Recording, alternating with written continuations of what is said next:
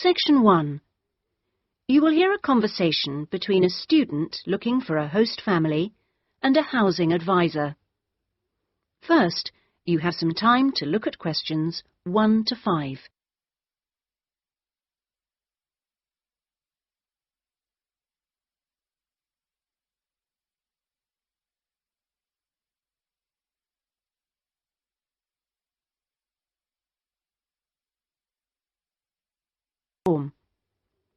Now we shall begin. You should answer the questions as you listen, because you will not hear the recording a second time. Listen carefully and answer questions 1 to 5. Good morning. How can I help you? Good morning. I understand you help fix up students with host families. That's right. Are you interested in... Yes. Well, please sit down and I'll just take a few details. Thank you. Right. Now, what name is it? Jenny Chan. Can you spell that, please? Yes. Jenny-Chan.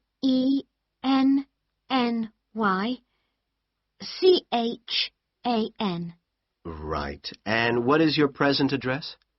Seaview Guest House, 14 Hill Road. Okay. And do you know the phone number there? Yes, I have it here. 2237676. But I'm only there after about 7 p.m. So when would be the best time to catch you? I suppose between 9 and, let me see, past, before I leave for the college. Great. And can I ask you your age? I've just had my 19th birthday. And how long would you want to stay with the host family? I'm planning on staying a year, but at the moment I'm definitely here for 4 months only. I have to get an extension to my permit. You're working on it? Mm. Fine. And what will be your occupation while you're in the UK? Studying English? And what would you say your level of English is? Good, I think. I'd like to say advanced, but my written work is below the level of my spoken, so I suppose it's intermediate. Certainly your spoken English is advanced. Anyway, which area do you think you would prefer? Well, I'm studying right in the centre, but I'd really like to live in the northwest. That shouldn't be a great problem. We usually have lots of families up there. Before you hear the rest of the conversation, you have some time to look at questions 6 to 10.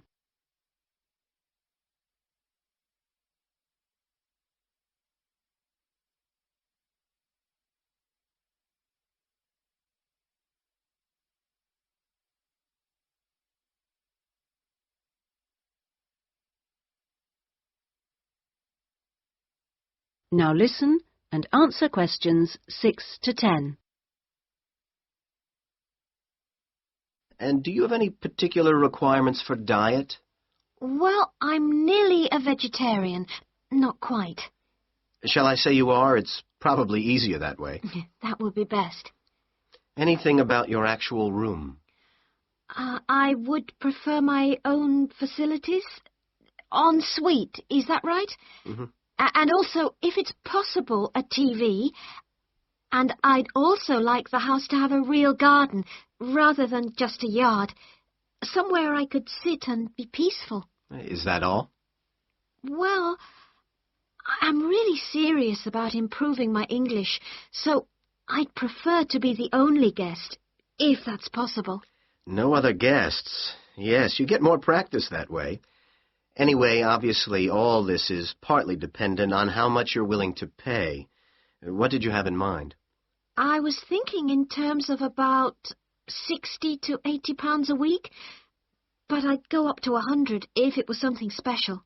Well, I don't think we'd have any problems finding something for you. Oh, good. And when would you want it for? I'd like to move in approximately 2 weeks. Let me see. It's the 10th today. So if we go for the Monday, it's the 23rd of March. Yes. Right. Good. And if I could ask one last question. That is the end of section 1. You now have half a minute to check your answers.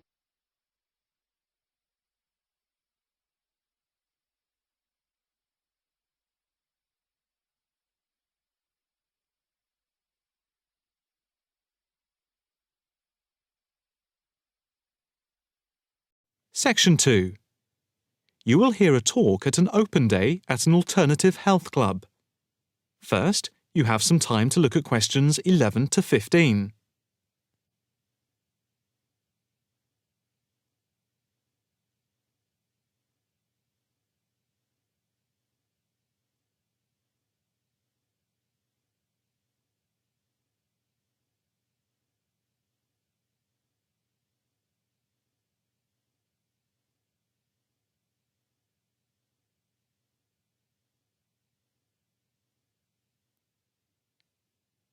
Now listen carefully and answer questions 11 to 15.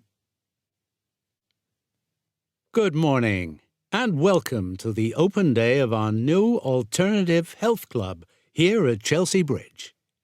I have to say it is very pleasant to have so many people turn up. My name is Harry Wilkinson, and I work as one of the 9 permanent staff members employed here at the club. The main aim of the open day is to give you a quick tour of the building. But before we do that, I'd like to introduce you to a few people employed at the club. Not all of us are here at the same time. In case you need to contact any of us, our contact details are here on the notice board below the photographs. First of all, this is Sean Bond, who is the technical manager, and his job is to supervise equipment like computers and all the electrical equipment. And this is Margaret Lloyd. Her main function is to oversee training, and she is therefore in charge of all the full and part-time therapists. The next important person I need to introduce you to is James Todd. He is our liaison officer. What he does is manage bookings for the club rooms and equipment, as they are open to different organizations, from the local college to corporate clients like banks and so on. Last but not least is our physiotherapist, Edward Marks, who works part-time Monday, Wednesday, and Friday. Edward plays an important part in the life of the club. His main role is to prevent injuries. Before you hear the rest of the talk, you have some time to look at questions 16 to 20.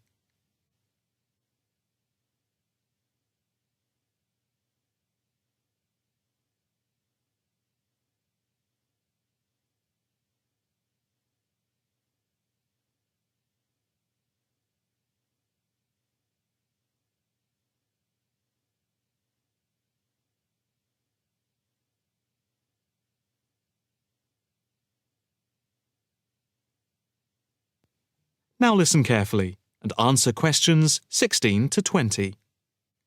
Now for the various amenities. You see that the club has quite a large capacity and is arranged over 3 floors. There is a lift by the reception and the stairs. On the ground floor there are 2 large halls which are used for yoga, tai chi, Pilates, and dance and fitness classes for different age groups, with a shop and cafeteria over here. On the first floor we have a full range of fitness machines, which are available in the large central hall, around which there are various offices. The changing rooms are also on this floor. On the second floor there is a series of small therapy rooms with waiting areas for clients. These may be booked by individual therapists. There are also 3 classrooms, which are used for teacher training and group therapy classes. We have a very extensive therapy training program accredited to the University of Manwich, with training in counselling, for which we have 3 programs at the moment. As regards the various types of yoga, acupuncture, and the Alexander technique, There are currently 9 different training classes going on. Information about the training can be obtained from the brochure, which you can pick up at reception and from the club website. There will be a chance to talk to trainers for those interested in counselling this Saturday at 10 a.m. For yoga, etc., there will also be an informal gathering of trainers on Thursday at 4:30 p.m.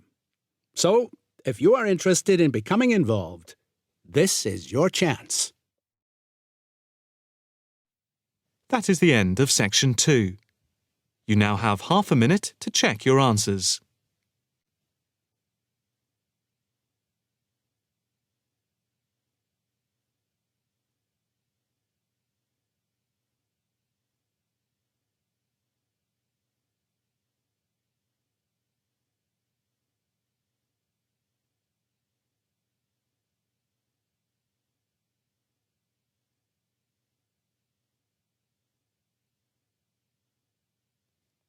Now turn to Section 3.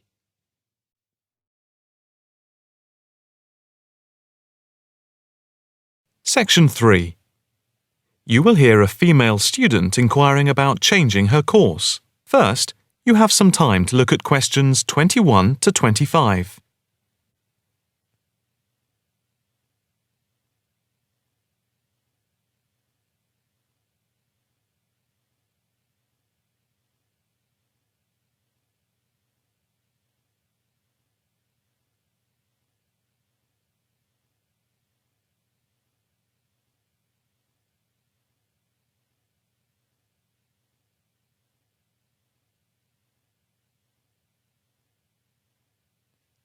Now listen carefully and answer questions 21 to 25. Hi, my name is Rosanna McLaren. I'm a bit early, but I have an appointment to see the assistant registrar, Andy Matthews, at 10 a.m.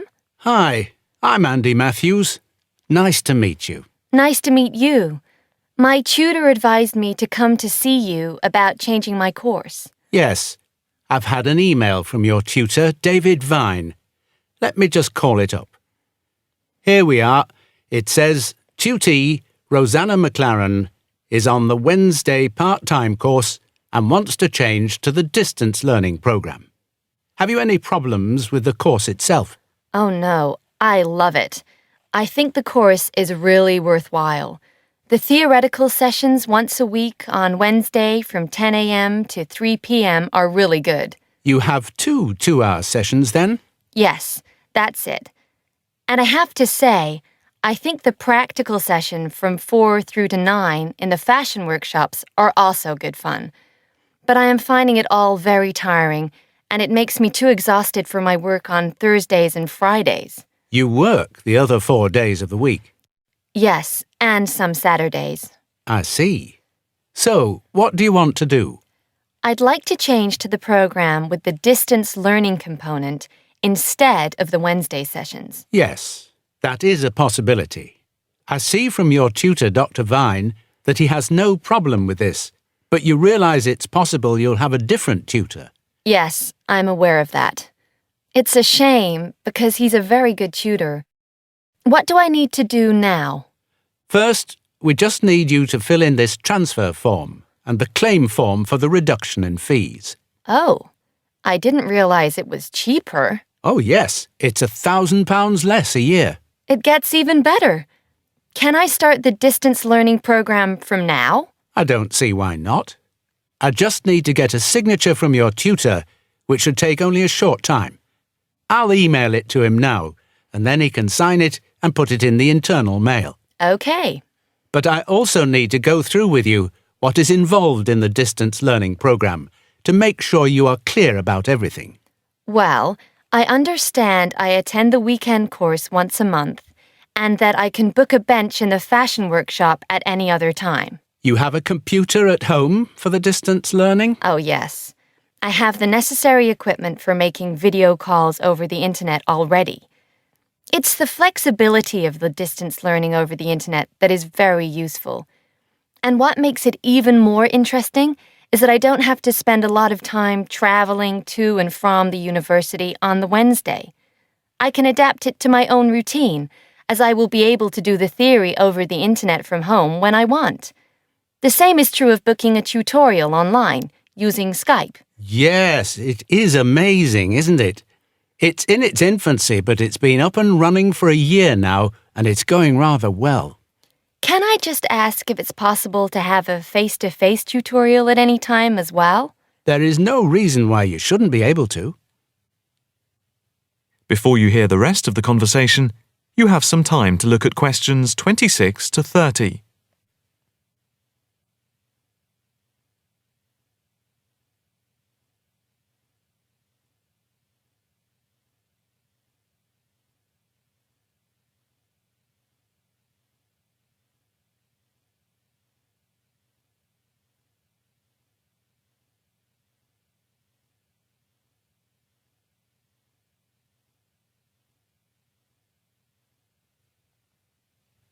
Now listen carefully and answer questions 26 to 30. What about the assessment for the distance learning? I take it that it's the same as for the other program? Let me see. Each month you are expected to keep a written course diary and to present a seminar paper, and at the very end of the course there will be a written exam which will account for 30% of the total marks. What about the coursework? How much does it account for? The design portfolio, which you need to present at the end, accounts for 50%. I would point out just one thing, and that is that on the distance learning program, some tutors like to see the design portfolio twice each term to make sure you're on the right track.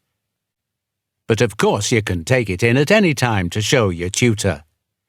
And as part of the assessment for the portfolio, you have to present at least one fashion item at a fashion show at the end of the course. Is there anything else? No, that's it. Thank you for all your help. No problem. Hope it all works out well for you now. That is the end of section 3. You now have half a minute to check your answers.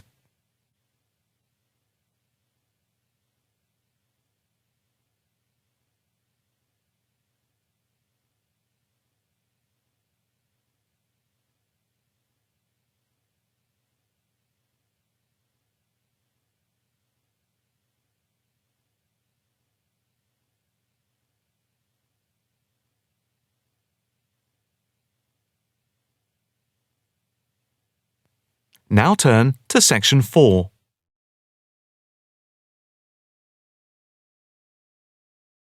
Section 4.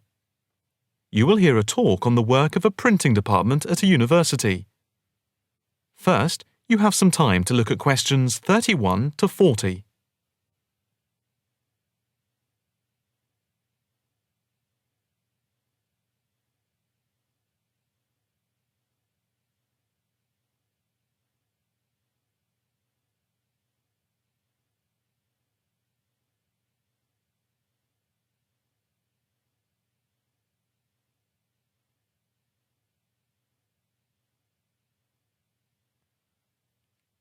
Now listen carefully and answer questions 31 to 40. I am here to give you a brief outline of the work of this new department. The Department of the Printed Word has a very short history, having been created just 10 years ago. Some statistics to start with. The first intake of undergraduate students consisted of 20 students, which rose to 37 in the second year. And we now have about 50 in the first year, doing a wide range of courses, full and part-time. We have a thriving research department, with 17 students on the taught MA course and 7 students doing research full-time. In all, we have 9 full-time lecturers and 16 part-time lecturers who work mainly, but not exclusively, in our evening department. Of the total student body, approximately 21% are from outside the country, a number which has been increasing steadily over recent years. Although students from overseas have to reach a minimum level of competence in English before they follow a course at the university, some may require remedial help with their English, and we can offer help through the Student Support Services as part of the general assistance given to all students. For home students, both graduate and undergraduate, there are bursaries to help with travel and accommodation, for which I would advise you to contact Mrs. Riley at the end of this session. Increasingly, we are forging external links with organisations in the publishing world, and we have been very fortunate in that we have received money to sponsor not just various students within the department, but also technicians and lecturers. Each year we hold a series of lectures which are given by external speakers in the world of printing and the media. The series of workshops that you see around you have been built thanks to a very generous donation which has allowed us to develop our facilities for bookbinding and restoration. Now, the main work of the department relates to teaching the mechanism of printing. And as most printing is now so highly technological, all our students have to be computer literate. For those of you who are interested in taking a module in this department from another department, and who feel that you may not have the necessary computer skills, don't let the technology put you off. We have a number of specialist technicians who can support and deliver crash programs in the computing technology required. As long as you can switch on the computer, you are halfway there. We have what can only be called state-of-the-art facilities, especially for those wishing to move into the publishing world, working not just as printers, but also in editing, page design, layout, and bookbinding. With the extensive facilities we have for book restoration, some of our former students are now employed as expert book restorers and conservationists, skills which were once almost dying out. In the display you will notice samples of work on book cover design, and as well as having all the necessary computer programs for dealing with printing, we have some old printing presses. Despite being largely a modern department, we do have an increasing interest in research into the history of the printed word, ranging from early European to Chinese and Japanese printing techniques. We have in fact some very well-known experts on early printing in Europe in the 15th and 16th centuries. If this area appeals to you, you can talk to Dr. Fred Clare afterwards. From China, we're lucky to have as a visiting lecturer Dr. Yu, who is an authority on early Chinese manuscripts and printing machines. If you are thinking about doing a module with us, or you are interested in doing research after you have finished your first degree, the person to talk to is Professor Clarkson, who will be able to give you all the details. For postgraduate research, you should really be thinking about applying now, even though we are only in December, as the department now attracts large numbers of people, and we always have many applications for each research position. That is the end of Section 4. You now have half a minute to check your answers.